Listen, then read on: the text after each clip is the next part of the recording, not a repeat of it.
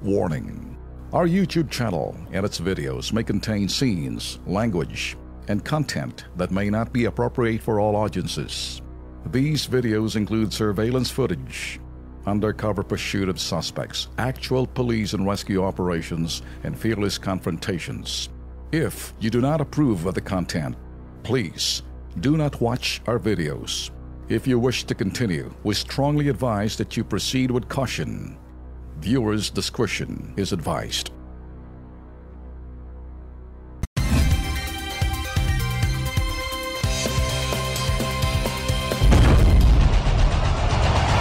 Luzon, Visayas, Mindanao, handa na ba kayo? KB, kilos pronto!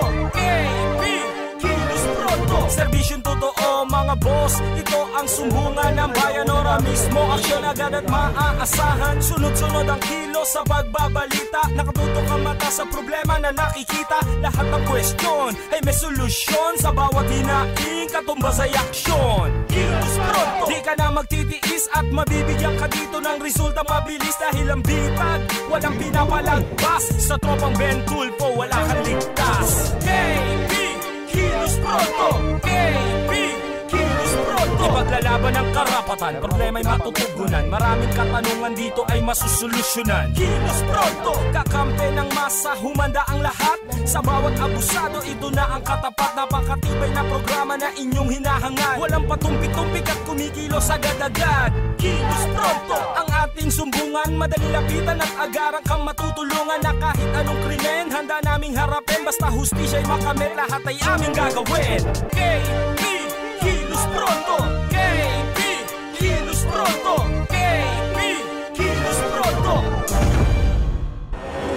Lunes sa 13 ng Marso, magandang gabi Pilipinas, kabilang ng mga OFW at mga Pinoy ho nating overseas. Lex, kumusta? Maayong gabi kanyang tanan, maayong gabi Ben.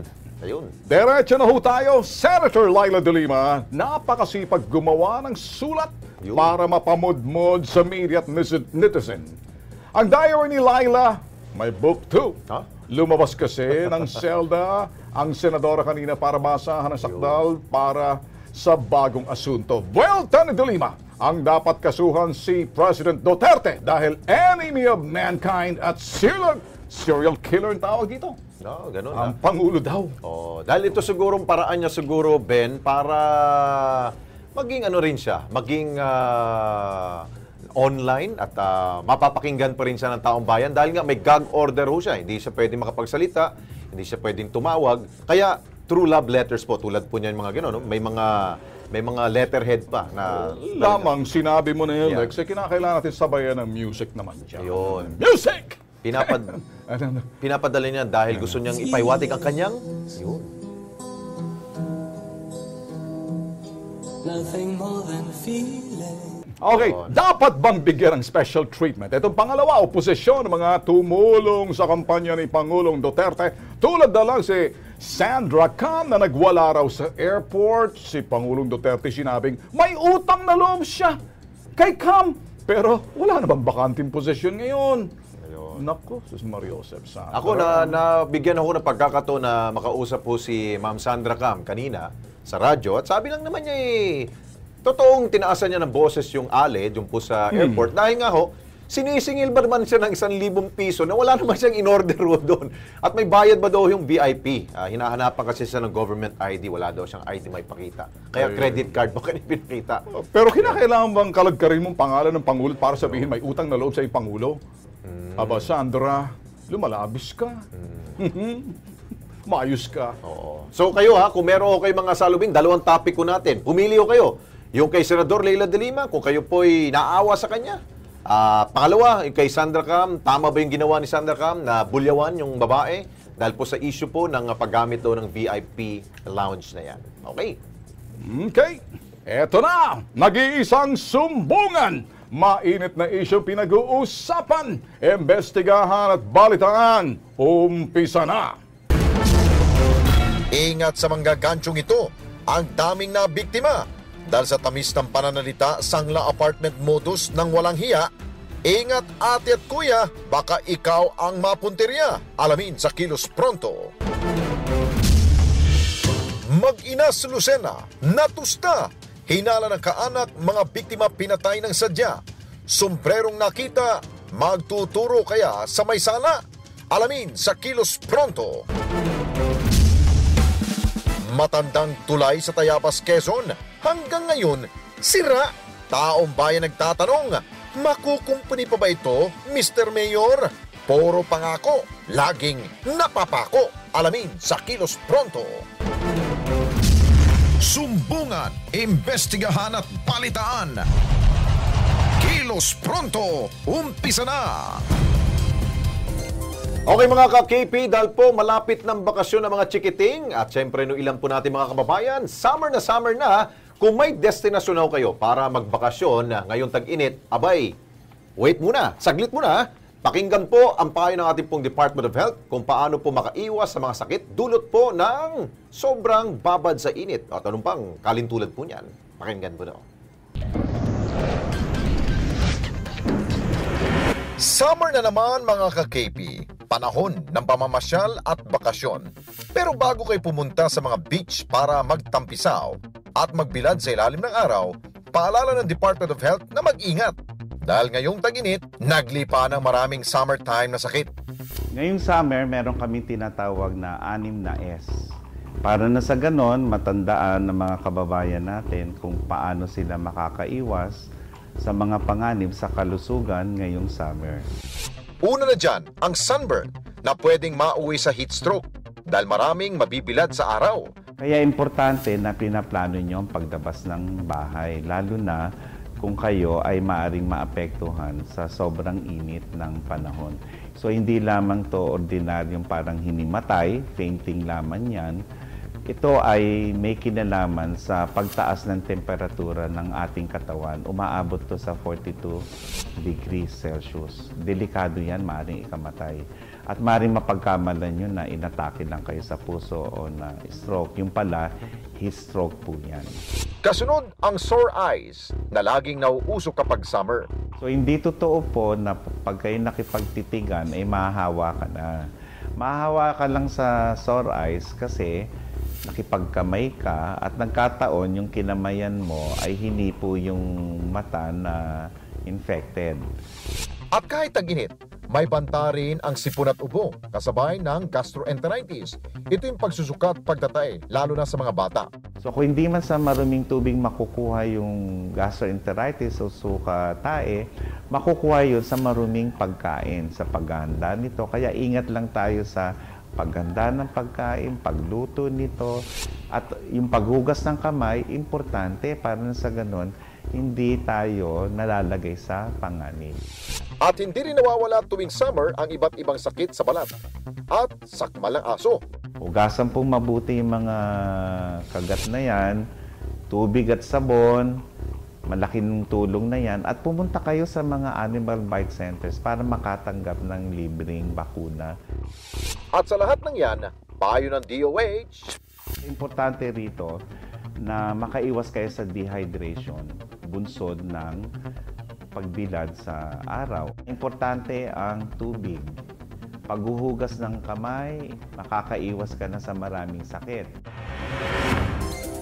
Yan po yung mga paalala po dahil minsan kapag tayo po nagbabakasyon, nakakalimutan natin yung mga sinabi ni Doc Asek Eric Tayag. Kaya minsan, happiness ang iniisip natin, pero para sa kalusugan natin, nakakalimutan natin. Kaya ang ginagawa lang namin dito sa Kilos Pronto, ito hong All Points Bulletin, iwas sakuna, iwas disgrasya, iwas abala, at iwas mga karamdaman tulad ng sinabi ng doktor. Ayos yan. Well, dito naman tayo, Alex. Ito yung mga apartment unit na isinasanla sa iba't ibang tao. Modus ito, pangako ng mga dorobot kawatan, bayad ng mga kasalukuyang tenant sa upa ay mapupunta sa mga eto'y kanilang prospect na biktima or kanilang pinoprospect pa lang. Nagiging biktima ka na kapag medyo na-dengue ka na. Subalit, ang naturang mga unit, makailang beses na rin palang isinanla sa iba't ibang tao. Kwento sa likod ng panggogoyo, mahalagang alamin nyo na makaiwas kayo mapabilang sa statistika ng mga nagogoyo. Eto, buong detalye.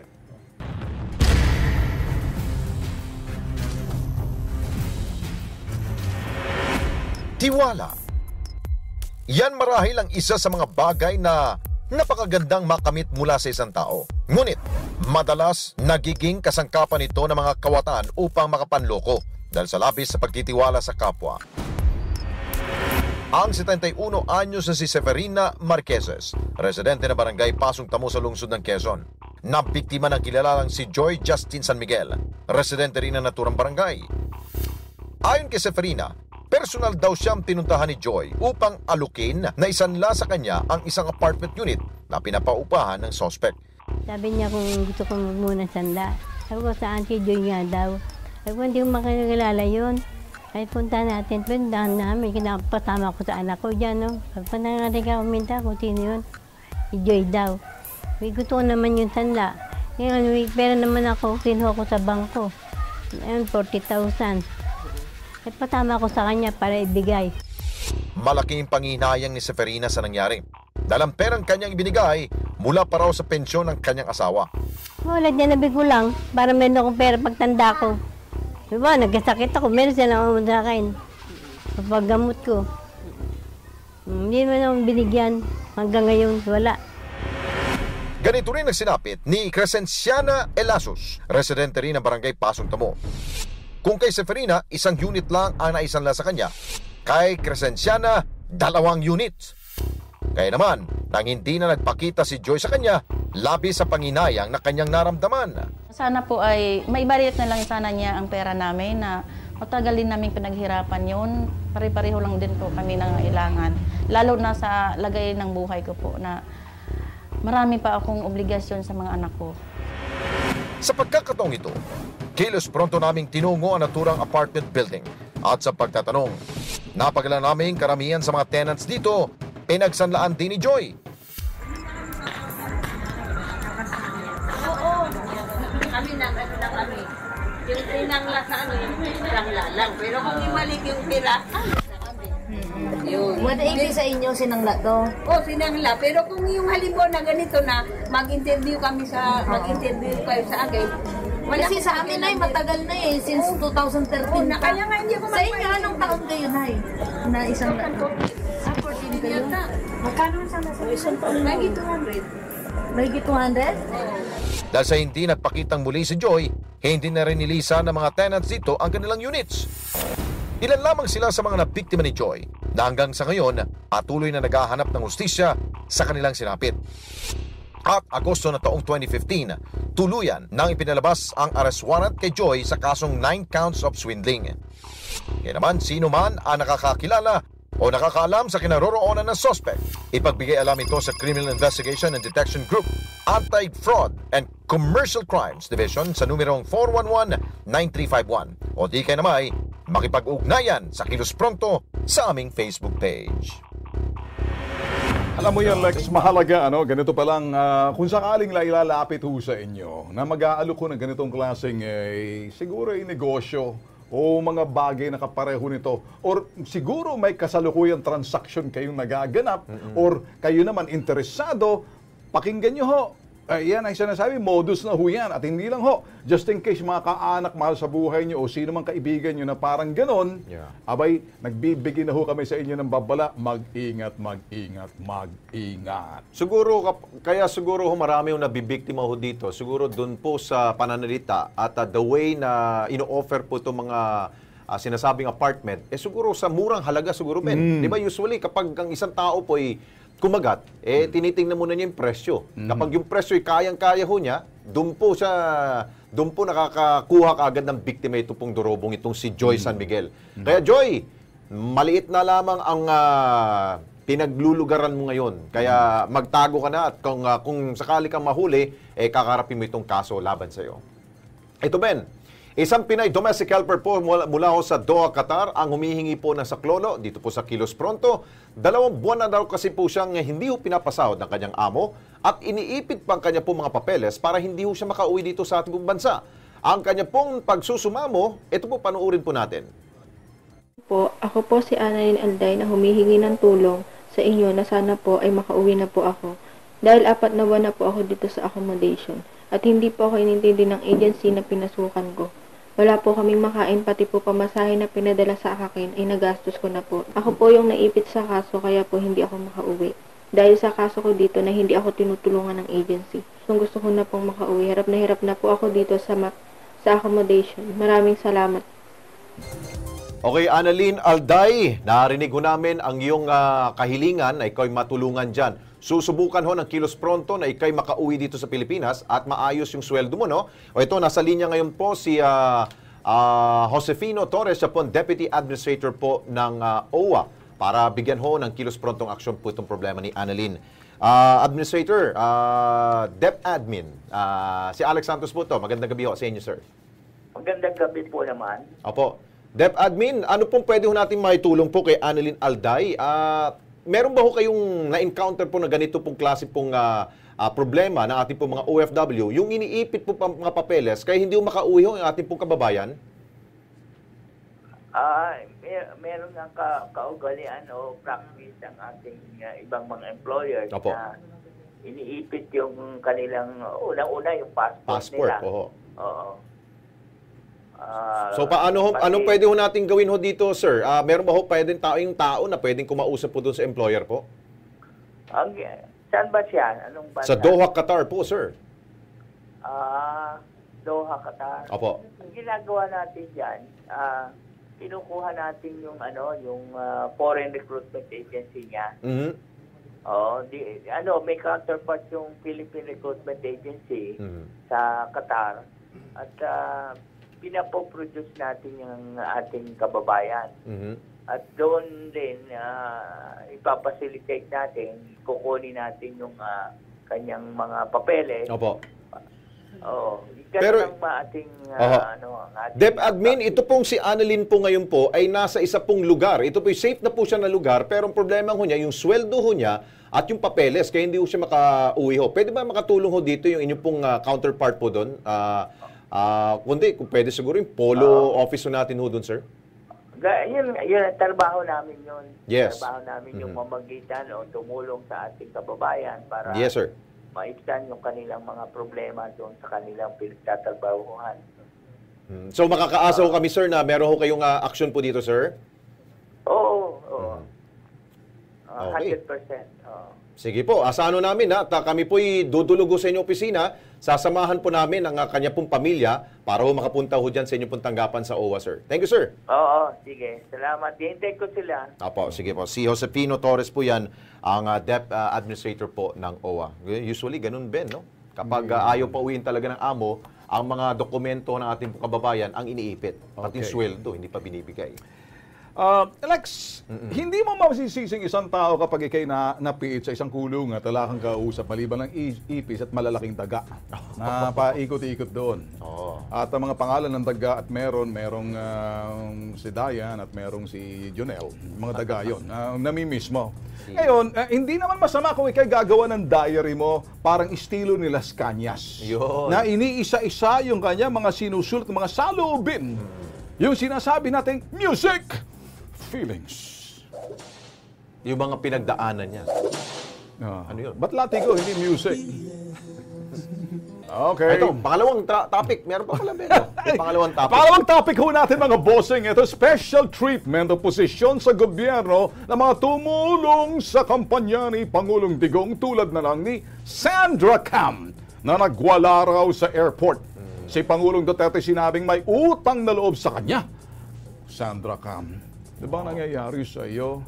Pati ba naman, wala namang bakanting posisyon bibigay sa'yo, pinagduduldulan mo para sa'yo. Sa inyo, mga KPN. Ayun, sabi ni Rick Kalinisan, depende kung talagang may kakayahan sa posisyon na talagang dedicated sa trabaho. Hindi yung gagamitin posisyon sa pansariling interes lamang. Si Ramil Villanueva, Sandra Cam, looks smart pero kung makatulong siya sa administrasyon ni Digong, okay lang, basta't walang korupsyon. Yun, isa nga yun. Si JB Valdez, o JB, kung sa, si Idol Ben at Sir Alex, hindi dapat bigyan ng special treatment ang mga tumulong kay Digong noong kampanya. Hindi utang na loob ni Pangulong Duterte ang mga tulong sa kanya. Ayun, tama nga naman. Mario Josep.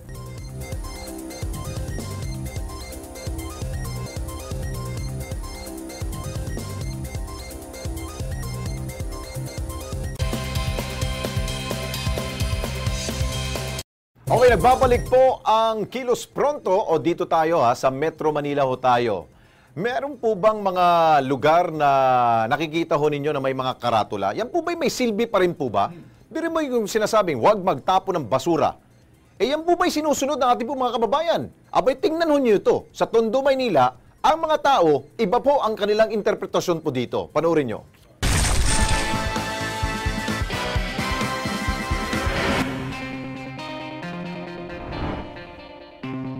Pang-apat sa 10-point agenda ng lungsod ng Maynila ang pag-aayos at paglilinis ng mga kalsada, tulay at ilog. Ito ay alinsunod sa mandato ng lungsod ng Maynila na panatiling malinis ang kapaligiran kasabay ng epektibong pangongolekta ng basura. Pero sa Balot Tondo, ang kahabaan ng Honorio Lopez Boulevard, tila iba ang agenda na inabutan namin. Sa tulay kasi sa ibabaw ng Estero de Sunog Apog, tambak ng basura ang naktuhan ng aming kamera. Umaalingasaw at nilalangaw samot-saring basura ang nagkalat. Nakatenga ito at halos sakupin na ang isang lane ng tulay. Pero teka, hindi naman nagkulang ang pamahalaan dahil may babala naman kaming nakita. Huwag daw magtapon ng basura sa ilog. Kaya't sa mga residente ng lugar dyan sa Balot Tondo, hukaw na mo! Ay, nako, meron na nga akong karatula. Ang ating po mga kababayan talaga. Akala ko ba'y nalinis na ho yung lungsod na Maynila? Ano bang ginagawa na naman ng ating alkalde ko dyan? Baka nakakalimutan na ni President Mayor Erap na medyo, iyan naman, kuminsan baka kunting lakad naman. Yung mga, sus Mariosep. Sige, subukan natin ang MMDA, baka makatulong ho dito. Baka hindi siguro kaya ho ng lungsod na Maynila, government itong problema ng basura. Hingin na natin ang tulong ng MMDA. Ayan. Nasa linya ho si OIC Chairman at GM. Walang iba kundi si GM Team Orbos. GM Team, magandang gabi ho. Si Alex Santos po, kasama ko si Ben Tulfo. GM Team. Okay. Nandiyan ba sa ere? Okay. Antay na. GM, mahina ho ang boses ho ninyo. Hindi namin marinig ho. Sige, mamaya, ayusin mo ng communication. Ako, Lex, kung yan ay tulay, ang tulay na yan ay gawa ho yan ng DPWH. Yes. Ngayon, ang tulay na yan ay nandyan sa lugar ng siyudad ng Manila mismo. Kaya kung ito naman, mga engineering, yung mga sabihin ho natin, ano ba yung waste management ng Manila City Hall, kung nakikinig ho kayo. Tama. May mga mata ba kayo? At saka yung mga barangay na nakakasakop dyan, mga sangkaterbang, mga inutil na kayo, pukaw na mo! Dapat ganun sa inyo. Erap, pukaw na mo! Gising ka na rin, Erap dyan. Niloloko ka, nilalagyan ng dumi, hindi nakikita ng... Ako sa akin to Ang pangit tingnan Ang pangit tingnan. Yung tulay niyan, pinagmamalaki pa ng DPWH na sila ang may gawa niyan. Kaya yung tulay na yan ay tambakan lang pala ng basura, DPWH. Medyo sampal din kay Erap yan. Alam mo, nothing against with you, Mayor Erap. At nakailang beses ka na rito. Nakaka 3 strike ka na Baka 3 strike, you're out para sa amin. Kung nanonood lang ako yung Mayor Erap. At yung mga kaanak ko at kung sino mga kaibigan nila Erap dyan. Kayong mga taga Maynila, eto, nakilos pronto na kayo, umayos na kayo. Ang ano kasi nila, parang nahihiya ho yung mga tao dyan na magtapon sa ilog. Tama ho yun. Huwag kayong magtapon ng basura sa ilog. Dahil mas lalo hong masisira ang lungsod ng Maynila ho dyan kapag umulan. Babaha ho dyan, babara ho yung mga tributaries natin dyan. Pero ito pong pag-iwan ng basura po dyan sa lugar na yan, mas napakamali naman. Parang, Lex, balikan natin. Ano bang ginagawa ng waste management ng Manila? Tulog na naman. May pera ba kayo? O lugi na ba kayo? Bankrupt na ba kayo? Pati mga basura, hindi nyo na may pick up? Dinadaanan nyo na ang mga tao naglalagay, ginagawang tambakan? Sanitary, ano na yan, sinasabing garbage station na lang atang ginagawa. Anong lugar, party yan? Tondo. Kung medyo kayo nanonood sa Manila City Hall, kumakatok kami sa inyo na medyo may halong pambuisit, pang-inis na rin. Dahil nakakailan na kayo sa amin dito sa Kilos Front, hindi namin kayo titigilan. Ben, dito tayo sa crime desk. Siya nga pala kay GM Team Orbos. Pasensya na po medyo may problema tayo sa ating pong komunikasyon. Okay, dito na tayo sa ating pong crime desk. Pasintabi po mga ka-KP, dahil ang inyo pong mapapanood po ay masela na naman po Natagpuan kasi sa kanilang silid ang mag-ina dyan sa Lucena City, Quezon. Nawala na ang buhay at halos natustan dahil po sa naganap pong sunog. Ngunit sa ginawa kong investigasyon po ng otoridad, hindi raw ito basta-basta ang sunog. May foul play raw sa krimen. Panoorin po natin.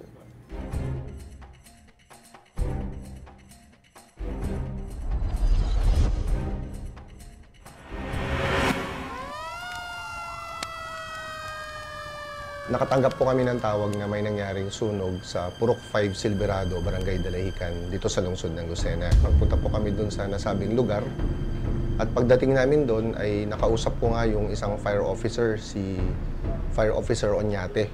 At sinabi niya sa akin na meron nga nangyaring sunog.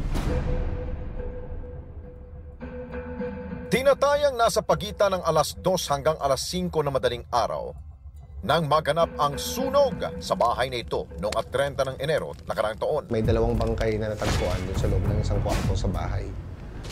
Pagpasok ko doon, nakita ko po ang 2 babae, isang medyo 20 to 25 years old, isang 7 years old to 8 years old, na sunog na sila at halos magkayapos pa. Ngunit sa kwarto lang sila nasulog at amoy gasolina na yung kwarto nila.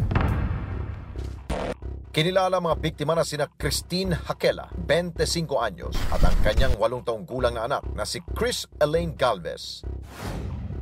Wala raw apoy sa labas ng bahay na napansin ang mga kapitbahay.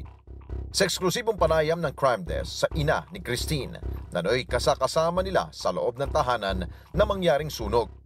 Nooy nasa itaas siya ng bahay nang maamoy niya ang usok mula sa kwarto sa ibaba, kung saan natutulog ang kanyang anak at apo. Napamulat akong ganyan. Ang tingin ko ay akala ko fog, akala ko yung hamog sa umaga. Pero nung narinig ko yung kapitbahay ko na nasusunog na naman ng kabilang bahay, agad napabalikwas ako. Habang nababa ako ng hagdan, tinitingnan ko yung palibot. Pagbaba ko ng hagdan, nakita ko yung kwarto nila. Maliwanag sa apoy. Tinuluyan kong buksan yung pinto, nakita ko silang mag-ina nasusunog. Na makita ni Aling Elena na tinutupok ng apoy ang kanyang anak at apo, dali-dali raw siyang kumuha ng timba ng tubig para pulayin ang apoy. Sumigaw na ako, tulong-tulong. Tulong-tulong. Ang sigaw ko pa, ang 2 kong anak, patay na. Sabi kong ganyan. Napula man ang sunog pero huli ng lahat, patay at tostado na ang mag-inang sina Christine at Chris. Sa inisyal na investigasyon ng responding mga bumbero, posibleng nagmulang apoy sa sigarilyong nakita sa silid. Bagamat patay at sunog na mga biktima, para kay SP1 Tamaray, hindi ito nangangahulugang suffocation sa usok na dulot ng sunog ang ikinamatay ng mga biktima. Katakataka raw kasi na tila sa kwarto lang nangamoy ang gasolina. Bukod sa yosi, napansin din ng mga pulis ang sombrerong ito sa kwarto, bagay na naisip ng otoridad na nilooban ng bahay at posible raw sinadyang sunugin ang mag-ina. Nung nakita ko na ganun yung sitwasyon, hindi po ako morally convinced na ito ay namatay sa sunog. Kaya sabi ko, I will subject the cadaver for autopsy examination para ma-determine talaga yung real cause of death ng 2 biktima. Abangan bukas sa Kilos Pronto. Noong isinubject namin yung cadaver for autopsy, syempre ito po ay ni-request namin sa PNP Crime Lab. Nakalagay po sa resulta na pareho yung biktima ay namatay sa manual strangulation. Asphyxia by manual strangulation, ibig sabihin po sila ay sinakal. Ang medyo worse pa nga doon sa autopsy report ng bata, nakita doon na merong penetration of hard object or blunt trauma doon sa kanyang private part. So possible na ni-rape. At ang madamdaming revelasyon ng ina ng biktima kung papaano nag-ugat ang krimen. Kung nakinig ka sa akin, hindi mangyayari sa'yo yan. Tutukan sa Crime Desk. Kaya dito ho talaga masusubukan ho kung gaano po kasusi ho ang ginagawa hong investigasyon ng ating pong kapulisan. Talaga hong masosolve po ang krimen. Tulad po nito, abangan po bukas kung sino po ang suspect ko dito. Kaya napansin ko kasi nila ho na meron talagang foul play ho dito sa nangyaring ito. Yun ang mahalaga dun, Ben. Ako, Lex, natutuwa ako dun sa estilo ng mga ginagawa ng mga pulis natin sa mga probinsya. At kami ho sa Kilos Pronto Crime Desk, talagang we fan out sa mga probinsya para tingnan yung mga sinasabing krimen at maungkat.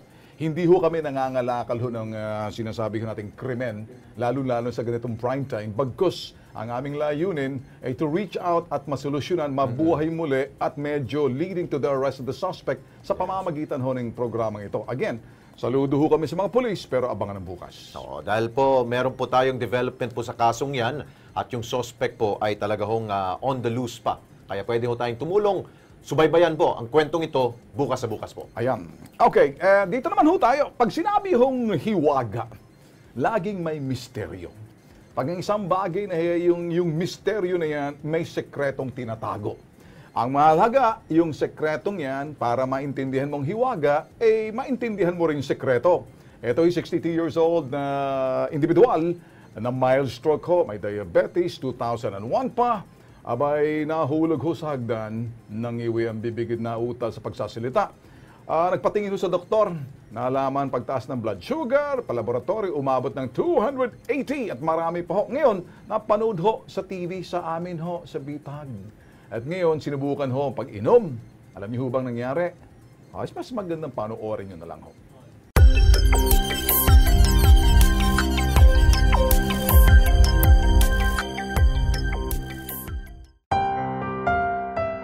Mga 2001, na mild stroke ako. Tapos, nakuha yung bibig ko, yung parang umiwi. Tsaka hindi ako nakapagsalitang konti.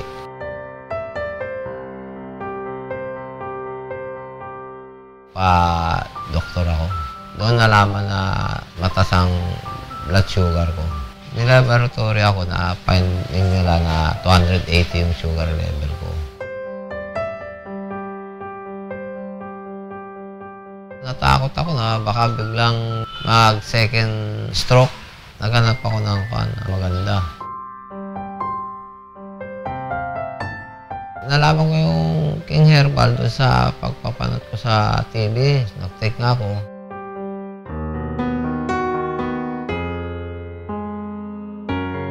Yung sugar ko, pag ako nagpapatingin sa doktor, laging pa na mababa na, mga 110 na lang. 120 yung pinakamataas.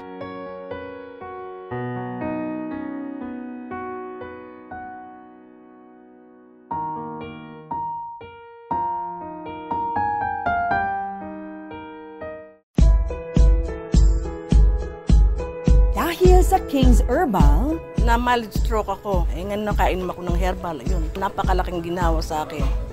Hindi po normal yung creatinine saka yung hemoglobin.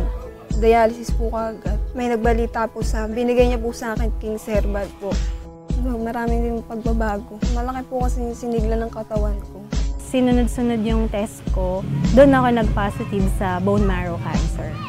Wala na akong pag-asang buhay noon. Nung na-try ko yung supplement na King's Herbal, naging normal lahat. Sa akin kasi sa sarili ko, doon kasi ako nakaramdam ng lunas eh.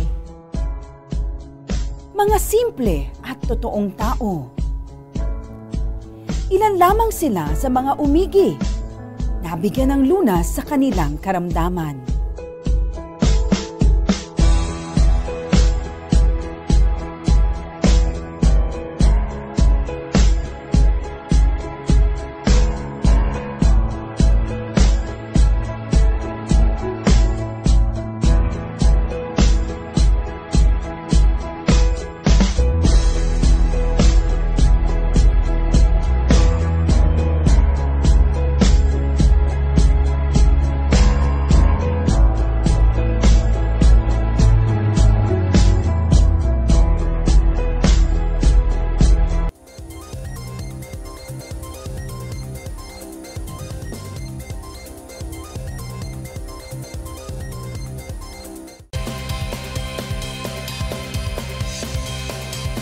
Nagbabalik ko ang Kilos Pronto dito hutay. Alam niyo mga bossing, kung pag-uusapan ay consistency and constancy, bilib ho tayo kay Laila de Lima. Walang tatalo sa kanya. Talaga, masipag din gumawa ng diary. Tulad ni Las Cañas. Ikaw ba na may abogado? Okay, tama diba? Pag naman. abogado, magaling magsulat yan. Ngayon, kaya lang sa diary niya, papakita sa tao, pag mumudmud niya yung mga sinasabing sinulat niya, kung ano yung nasa isip niya, siguro nandoon ka sa salud ng kulungan, ito ang kanyang mga nakasabi at lalagang patuloy niya gagawin yung series of diary na si President Duterte, enemy of the state. Consistent ho siya rito, sinasabing serial killer. At hindi lang yan, mass murderer nung siya nasa labas pa. Ngayon, nasa loob na siya, abay lalong lalalaho to. So, sa inyo, mga kikp. parang hindi siya natatakot na Wala. posible siyang mapatungan pa ng maraming kaso dito sa pinagsasabi ni Senadora, no? Ay. Pero para sa kanya, nakakulong na ako, dagdagan ko pa. Ay, nothing to lose. Yun. Ito, si Richard Rodriguez, hindi ito artista. Richard, magandang gabi sa'yo. Nasisiraan na ba ng bait si Delima? Wala na magandang maisip. Magdasal ka na lang kaya dyan at humingi ng tawad sa mga nagawa mo. Gagaan pa ang pakiramdam mo, kaysa puro ka daldal. Nothing more than feelings. JV Valdez! Idol Ben at Sir Alex, wala kasing exposure sa media si Delima kaya nagpapamudmud na ng sulat sa media, TV at radyo. Palubog ng exposure niya. Si Elizabeth Candog, ikaw ang protektor ng mga drug lord kaya mabulok ka dyan sa kulungan. Wala ho kaming sala dito. Unfiltered ho yung mga binabasa ko na. Si Ruby Morta, yung kaso niya ayaw banggitin. Feelings, innocent. Papapansin lang. Sige po, magpadala pa ho kayo yung mga salubin, ha? Meron pa tayong isang topic, yung tungkol naman po to sa kay Sandra Cam. Okay, sa pagliliboto ng KP team sa mga probinsya, gaya ho sa probinsya ng Quezon, naispatan natin po sa bayan ng Tayabas ang problema ho ng mga ka-KP natin. Ha? Ano kaya to? Feeling ko, tulay ba to? Panoorin natin.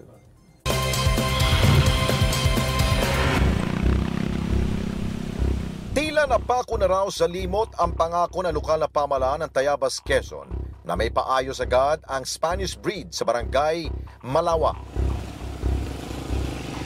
2 taon na ang tinoproblema ng mga turista at commuters ang tulay na magmula ng gawin itong one lane. Sa katandaan na raw kasi ng Spanish bridge, naging marupok ito at pinangangamba ang tuluyang masira.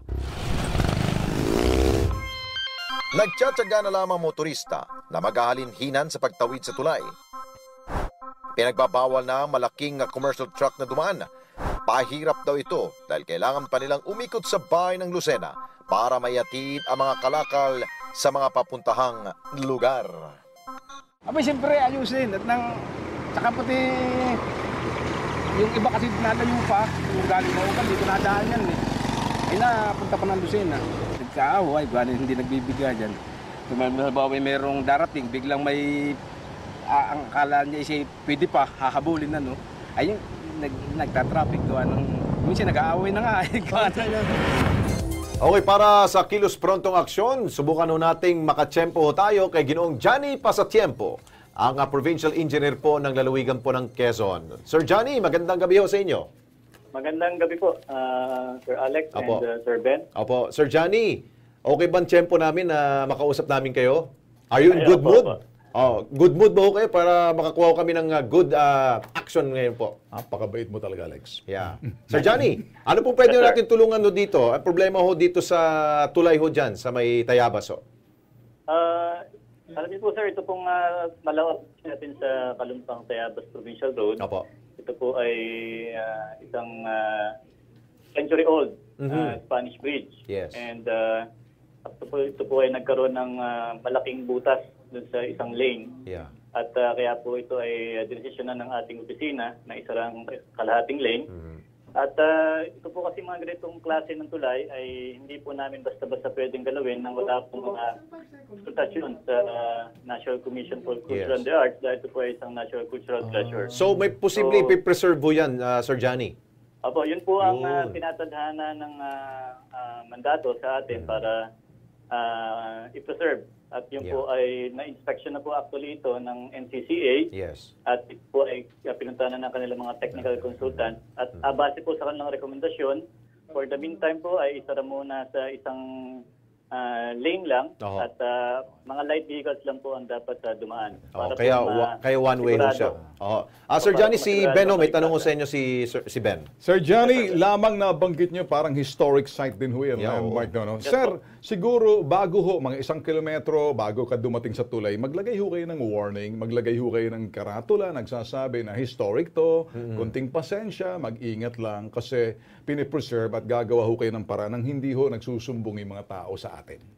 Sir, actually po, meron po kaming mga signages po sa junction. Malayo pa ho na sinasabing na pasensya sa abala, medyo isa paling lane, mag-iingat tayo. Yun hong ibig sabihin na parang makahanda ho sila na hindi ho parang biglang pagdating dyan, nag-a-adjust to. Ibig ko sabihin, kilometer away, bago dumating sa bridge, maglalagay, may paalaala na ho na parang historic site yung bridge, century old na, medyo pasensya sa abala, gagawa kayo ng paraan, sobrang ingat dahil medyo isang lane lang yan, parang mga ganong klaseng... Sige, sir. Ha? Sige, sir. Opo. Pwede ho, sir.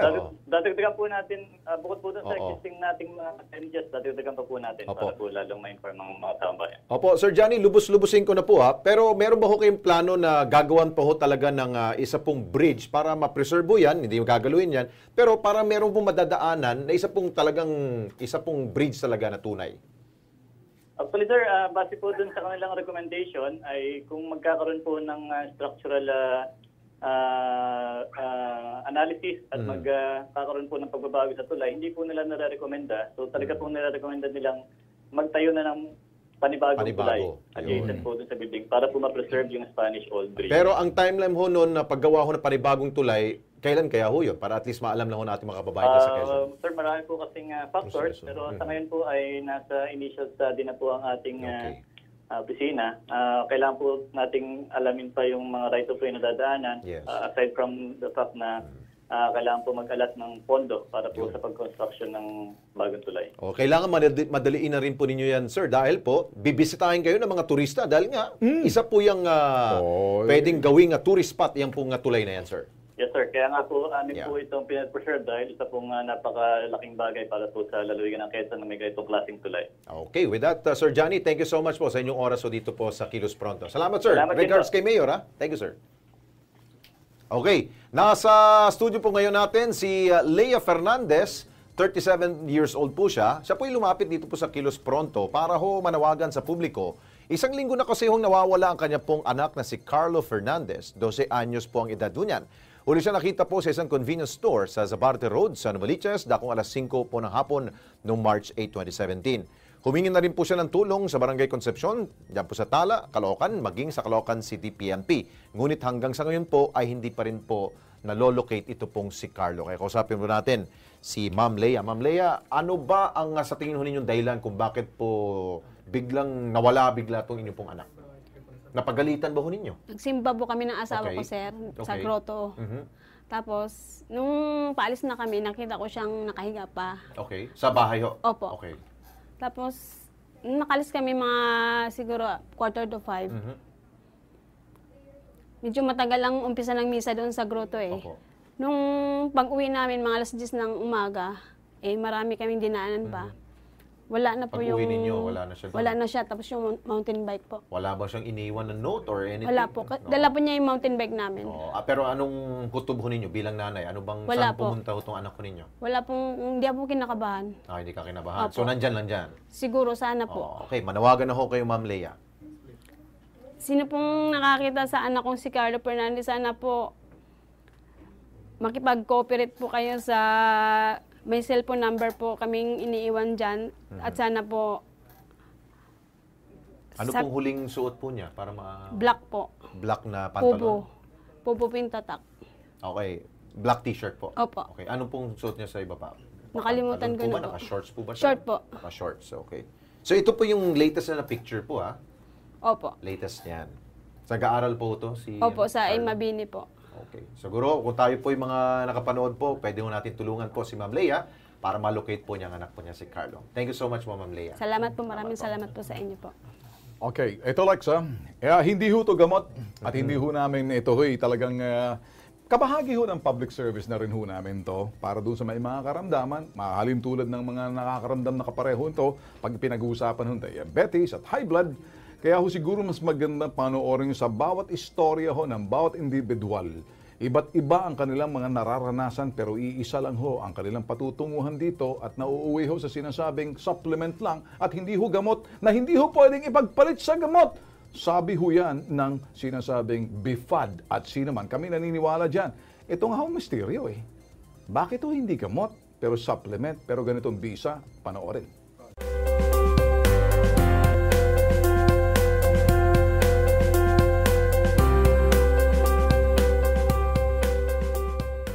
October ng 2016. Binigyan na ako ng maintenance ko dahil sa diabetes. Saka may high blood din ako.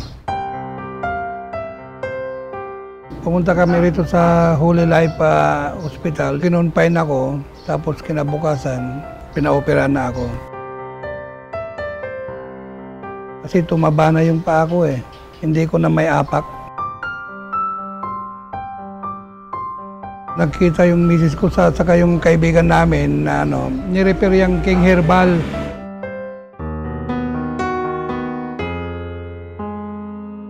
Nung inumpisan ko, mga isang kinsinas, tumayo po ako at nakalakad na. Mabilis ang improvements ng paa ko, pati yung high blood ko medyo nawala na. Talagang nami-maintain ko yung 130 to 140. Nami-maintain ko na yung mababa na yung sugar ko, sabi ng doktor.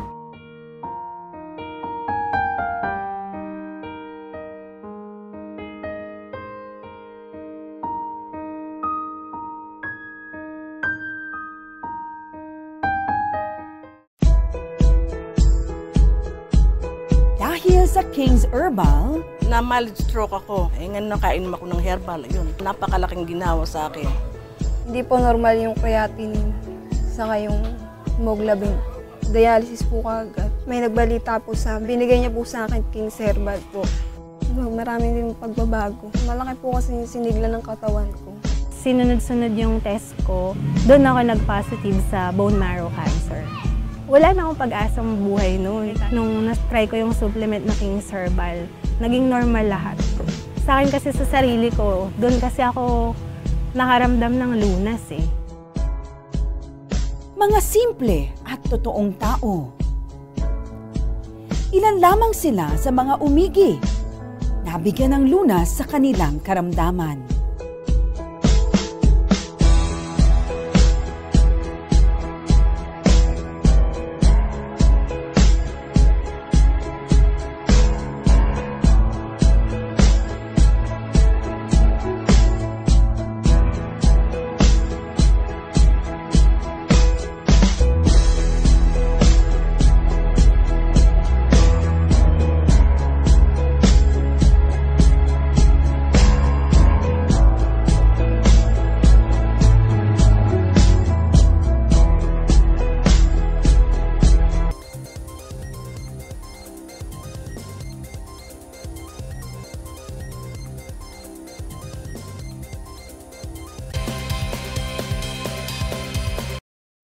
O ito Ben, nauuso ngayon po yung mga unli-unli dyan. Mga unli text. Unli rice. Pero ito po, pagkain po mag-usapan natin. Unli ulam, unli rice, at kung ano-ano pa. Kung saan po yan, at para sa mga unli lovers po dyan, panoorin po niyo ito.